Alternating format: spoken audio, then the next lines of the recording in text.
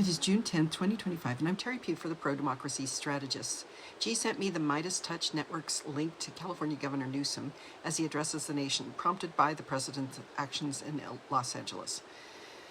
Newsom said Trump chose theatrics over public safety in deploying the National Guard to respond to protests in Los Angeles. He criticized the Trump administration for carrying out mass deportations. When immigration raids took place in Los Angeles, everyday Angelinos came out to exercise their constitutional right to free speech and assembly to protest their government's action, Newsom said.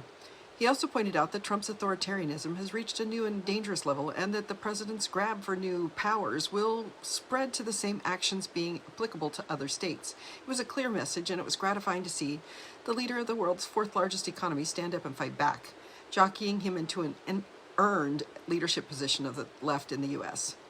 We have the link to Seattle's protests for Los Angeles and to release David Huerta. Congresswoman Jayapal and the Seattle mayor spoke to a crowd protesting for the release of SEIU union president David Huerta, who is held in ICE custody. ICE has been focused on key labor leaders and kidnapping them in high-profile situations. The protest also centered on supporting Los Angeles protesters. I appreciated David Reddish's Los Angelino take on the Los Angeles response to anti-ICE protest.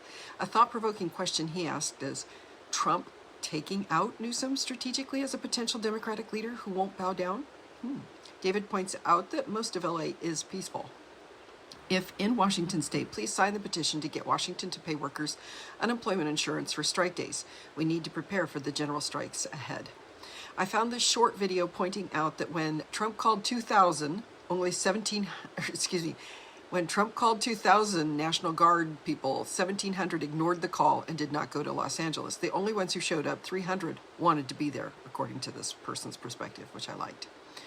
Midas Touch has an insightful take on the LA protest escalation as protests have spread around the country as the LA protests became a rallying symbol. NPR's take on the protests against ICE continuing LA well into the week. We have a link for that. We have collected some violent LA protest moments, all caused by trigger-happy officers. I noted that most of the violence seems to be aimed at women, who aren't even looking at them in some cases.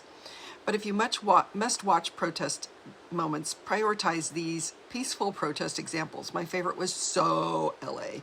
A protester blowing large bubbles, but the singing and dancing protesters truly caught the LA vibe I'm accustomed to.